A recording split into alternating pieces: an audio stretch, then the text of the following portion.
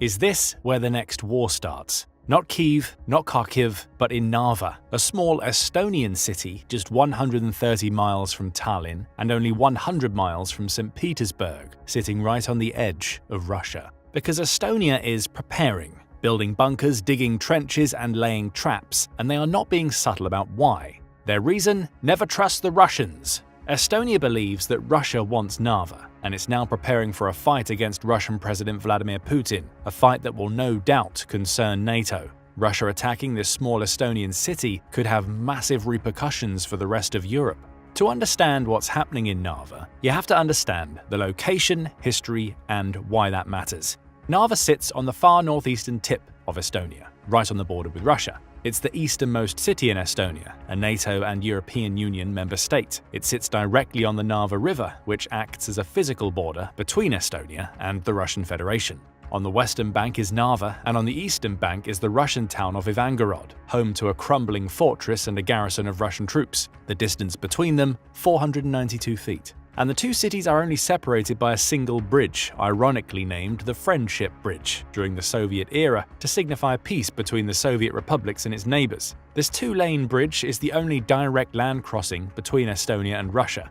Estonia calls Narva its front line, and for good reason. If Russia were to invade Estonia, Narva would be one of the first cities to fall under fire, which is why Estonia isn't wasting time. It's preparing now. Over the next 2 years, Estonia plans to build nearly 600 military bunkers along its 183-mile border with Russia. That includes dozens of reinforced shelters in and around Narva itself. The goal is simple: make it as hard and costly as possible for Russia to cross that line. But bunkers are just the beginning. Estonia has activated border defense readiness zones, allowing rapid deployment of military forces to the frontier. Trenches are being dug, tank traps are being laid, observation towers are rising along the tree lines, and the motivation behind it all, a fear that the tactics used in Ukraine could be used here next. Because Narva isn't just any city, it's 96% Russian-speaking, and that makes it a target. Russia has a long history of using ethnic protection as a pretext for military action. It did it in Georgia in 2008, in Crimea in 2014, in Donbass and in Ukraine generally in 2022 when it launched its full-scale invasion. Russia's ethnic protection policy has been used by the Kremlin to justify intervention in neighboring countries by protecting Russian speakers living abroad. The key premise is that if Moscow feels a Russian-speaking population is under threat, it reserves the right to intervene militarily, politically, or ambiguously to defend them, even if that violates another country's sovereignty. In 2008, Russians invaded Georgia's breakaway regions of South Ossetia and Abkhazia, claiming they were protecting Russian citizens and peacekeepers. Russian troops occupied both regions, and they remain under Russian control to this day. 6 years later, the same justification was used to annex Crimea. The Kremlin claimed, "Crimeans are Russian and want to return home," adding it needed to protect ethnic Russians after Ukraine's Euromaidan revolution. After a sham referendum under military occupation, Crimea was annexed, marking the first major land grab since World War II. This progressed to the Donbass region of eastern Ukraine, where the Kremlin argued ethnic Russians were being oppressed, which led to an 8-year low-grade war zone before launching into the full-scale invasion of Ukraine in 2022.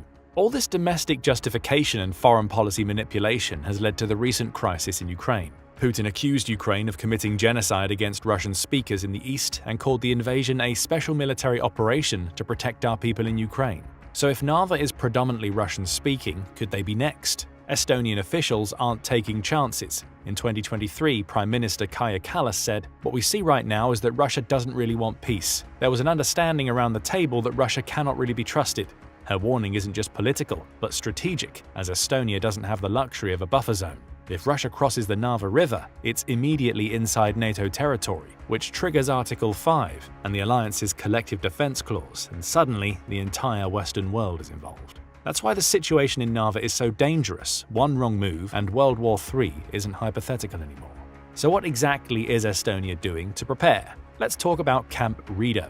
Located just 12 miles southeast of Narva, Camp Rido is Estonia's first newly constructed military base since the end of the Cold War. Designed to house 1,000 troops, it's built with forward defense in mind, rapid deployment, armored vehicle staging, and integrated NATO interoperability. The base is part of a broader NATO posture shift across the eastern flank. Since 2022, the alliance has dramatically expanded its presence in the Baltics. British troops are rotating through Estonia, American HIMARS rocket systems have been deployed, and Estonia itself has boosted its defense budget to 3.3% of GDP, one of the highest in NATO.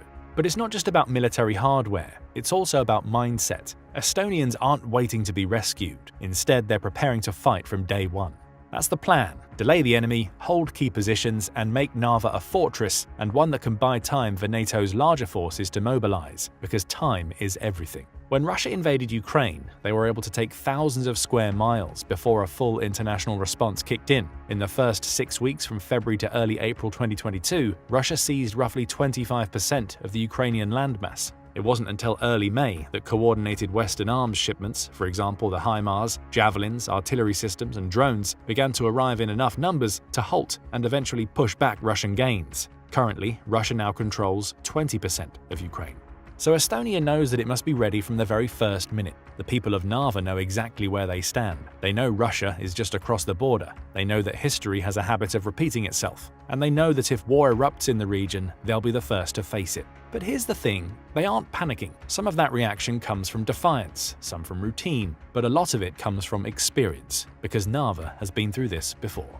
During World War II, Narva was the site of one of the bloodiest battles on the Eastern Front. Between February and August 1944, troops clashed here as Nazi Germany's army, supported by Estonian conscripts, fought to hold off a massive Soviet offensive. The Soviets launched repeated assaults across the Narva River to break through German lines and reclaim Estonia. The fighting was brutal, and by the end of the siege, Narva's historic old town was completely destroyed, with over 500,000 casualties, cementing Narva's reputation as one of the Eastern Front's deadliest battlegrounds.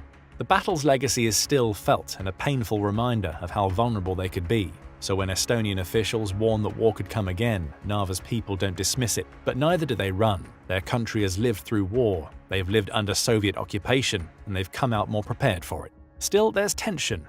Most of Narva's population speaks Russian as their first language, as after World War II, Estonia was forcibly incorporated into the Soviet Union. Much of the local population in Narva had fled or had been killed during the war, so the Soviets repopulated the city with Russian-speaking workers from other parts of the Soviet Union, primarily Russia, Ukraine, and Belarus. Estonian language and culture were sidelined, and the demographic balance shifted dramatically. After the collapse of the USSR in 1991, Estonia gained independence and decided to restore citizenship only to those who had been Estonian citizens before 1940. Others had to pass a citizen exam based on language and the country's constitution and history. Many chose not to do this and either became stateless with an alien passport or chose to apply for Russian citizenship and retain their Russian passport. With Russia's history of justifying expansion through protecting Russian citizens, this raises an important question. Would Narva's Russian speakers support Estonia in a war, or would Moscow try to sway them away? Estonia isn't taking chances. In 2022, it passed new laws requiring citizenship tests to be taken in Estonian, not Russian. It aimed to phase out Russian as a language in schools and plans to have Estonian-only education by 2030. It also cracked down on Kremlin-linked media and removed dozens of Soviet monuments across the country, including the controversial T-34 tank memorial in Narva itself. That move drew condemnation from Moscow. Russian state media called it Russophobia, but Estonia called it necessary and insisted that a line had to be drawn, and Narva was the place to draw it. Here's what's already happening. Russia isn't waiting for tanks and soldiers, it's already active and in the shadows. According to Estonia's Internal Security Service, or KAPO, Russian intelligence operations inside Estonia have spiked since 2020. Cyber attacks, disinformation campaigns, and targeted propaganda have all intensified. In 2022, Estonia experienced over 4,500 cyber attacks, a dramatic increase compared to just 800 in 2020. According to the Estonian Information System Authority's report, the goal? Undermine trust, sow division, and destabilize from within. In February 2024, Estonian authorities arrested multiple individuals suspected of being part of a Russian spy ring. They were allegedly gathering information on military movements, infrastructure, and political targets, and feeding it back to the FSB. Officials have openly stated that they are facing constant hybrid warfare. That includes GPS jamming in eastern Estonia, fake bomb threats to government buildings, and social media campaigns meant to stir up anger among Russian-speaking citizens. It's the same tactics Russia used in Ukraine, and Estonia knows it. So the question becomes, if Russia's already probing Narva in the shadows, how far are they willing to push? This is the danger facing Narva. It's not just geography that makes them vulnerable, it's politics and uncertainty. The possibility that Russia could create a crisis just murky enough to divide NATO and to make some allies hesitate, stall, or argue while Estonia is left to face the consequences. That's what keeps NATO commanders awake at night. The Narva scenario is a nightmare, not because it's obvious, but because it's ambiguous. Russian troops could stage a border incident, send unmarked operatives across the river as they did in Crimea, or claim they're protecting ethnic Russians and enter Narva without firing a single shot. In such a grey zone situation, it's unclear whether that would officially count as an invasion, whether Article 5 would be triggered, or whether NATO would respond swiftly and decisively. That's why Estonia isn't waiting. It's why bunkers are being dug now, because Estonia knows that Russia counts on hesitation. But here's the twist: Estonia isn't alone anymore. In 2024, to strengthen its security in response to Russia's invasion of Ukraine and the shifting threat landscape in Europe, Sweden joined NATO.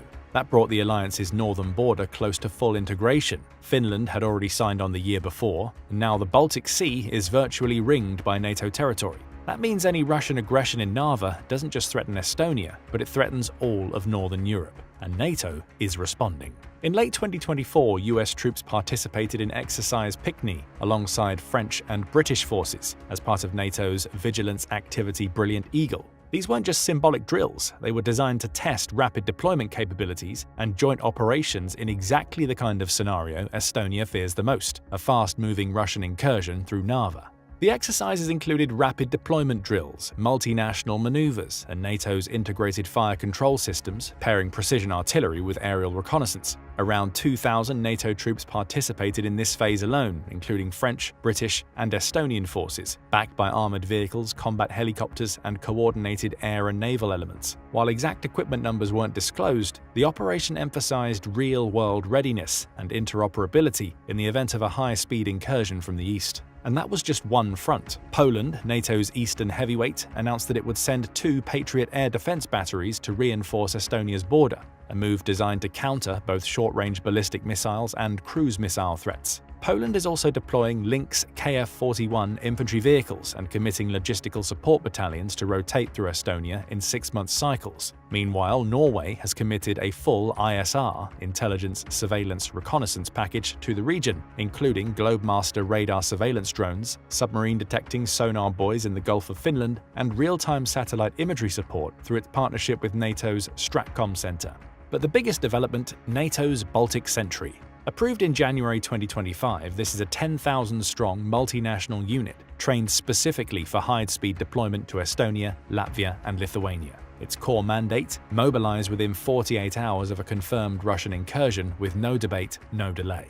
The force includes French VBCI armored personnel carriers, Dutch and Czech mechanized infantry, Romanian field artillery units, and American airborne engineers specially trained in combat bridging, demolition, and anti-mobility operations. Each component is designed to respond quickly and operate seamlessly under NATO's unified command structure. Together, they form a versatile and lethal deterrent, capable of adapting to multiple threat scenarios, from conventional assaults to hybrid incursions, and to do so quickly. With Ukraine, NATO has seen that delays cost lives and territory. It could also cost credibility.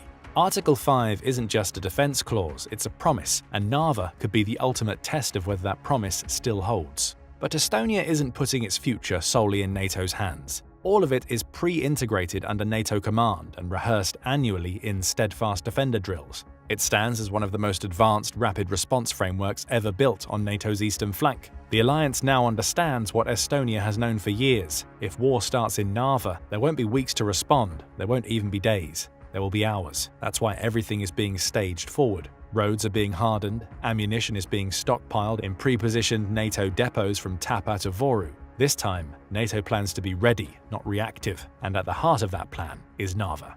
In 2025, Estonia announced a bold defense initiative to expand its reserve force from 24,000 to 43,000 troops by 2028. That's an almost 80% increase in just 3 years, a massive mobilization for a country with a population of only 1.3 million. The plan doesn't just scale numbers, it also shifts doctrine. Estonia's reservists aren't being trained for ceremonial roles or rear area support. They're training to fight, hold the line, disrupt enemy advances, and slow down any invading force long enough for NATO's rapid deployment units to arrive. This effort is part of Estonia's Defence Development Plan 2030, which aims to create a fully combat-ready force composed of active units, National Guardsmen, and specialist support teams integrated across all regions of the country. Every Estonian male citizen is already subject to conscription at age 18, but this plan adds new layers: extended service contracts, refresher training cycles, and joint reserve exercises with NATO partners. To equip this growing force, Estonia has signed new contracts with Hanwha Defense of South Korea for additional K9 Thunder 155mm self-propelled howitzers, boosting its long-range artillery capability with modern, mobile firepower. These platforms, capable of firing 6 rounds per minute at ranges of over 25 miles, are a major deterrent against Russian armored formations. They've already proven themselves in joint NATO drills where precision, mobility, and rate of fire were critical factors. Estonia has also partnered with Sweden's BAE Systems Hägglunds to acquire more CV-90 infantry fighting vehicles, one of Europe's most advanced IFVs. These armored platforms are equipped with 35mm autocannons, advanced thermal imaging systems, and modular armor packages, making them highly effective in both open terrain and urban environments. Estonia's CV-90 fleet is now expected to grow to over 80 vehicles, dramatically boosting frontline maneuver capability. In total, Estonia's defense acquisitions for 2025 are projected to exceed $8 billion, which is the highest annual defense spend in Estonian history, and a massive leap from its 2020 budget of just $700 million. That includes not only armored platforms but also loitering munitions, counter-UAV systems, combat drones, and networked battlefield command tools designed to give its smaller forces a digital edge. But what makes Estonia's approach unique is its fusion of military and civilian defense, known as total defense. On the home front, Estonia is activating its citizens through expanded Kaitseliit programs, also known as the Estonian Defense League. This voluntary militia network now includes over 20,000 members, divided into regional battalions that can be activated within hours of a crisis. These are not weekend warriors, they are trained in real combat skills, first response medical aid, precision marksmanship, encrypted communications, terrain navigation, demolitions, and anti-vehicle sabotage. In Narva specifically, the Kaitseliit battalion is undergoing specialized urban warfare training. Volunteers are learning how to operate tunnel systems beneath city streets, how to disable armored vehicles with Molotov cocktails and IEDs, and how to maintain command structures during communication blackouts. Many of these tactics draw lessons from Ukrainian resistance cells that slowed Russia's advance in 2022 and 23.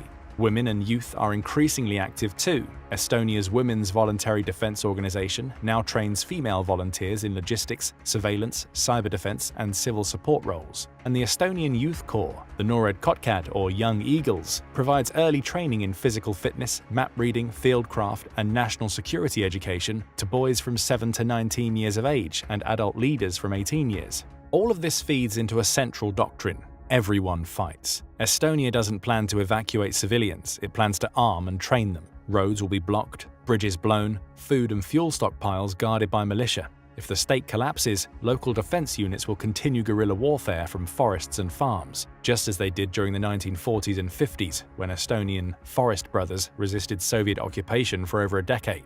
It's a reminder that history isn't forgotten, it's policy. Estonia's goal isn't simply to delay an invasion, it's to make it a nightmare for the invader. The strategy is to hold long enough for NATO to strike back. If Russia invades, every citizen becomes a combatant, every street becomes a choke point, and every building becomes a fortress. Estonia is also preparing for the next generation of warfare. With support from NATO and private sector partners, it's investing heavily in drone reconnaissance, electronic warfare jamming, and AI-powered surveillance networks to track enemy movements along the eastern border. And in cyberspace, Estonia is already bolstering its defenses there as well. The NATO Cooperative Cyber Defense Center of Excellence, based in Tallinn, is now running real-time cyber warfare drills with allied nations. The center has developed simulated Russian attack scenarios that mimic the exact kind of infrastructure-targeting malware used during the 2007 attacks on Estonia and beyond. Because it's no longer a question of if Russia tries something in Narva, it's when and how far they'll go. One thing is certain: Narva is not just a city, it's a line in the sand, a test of NATO's resolve. A warning to anyone watching that Estonia will not be caught off guard.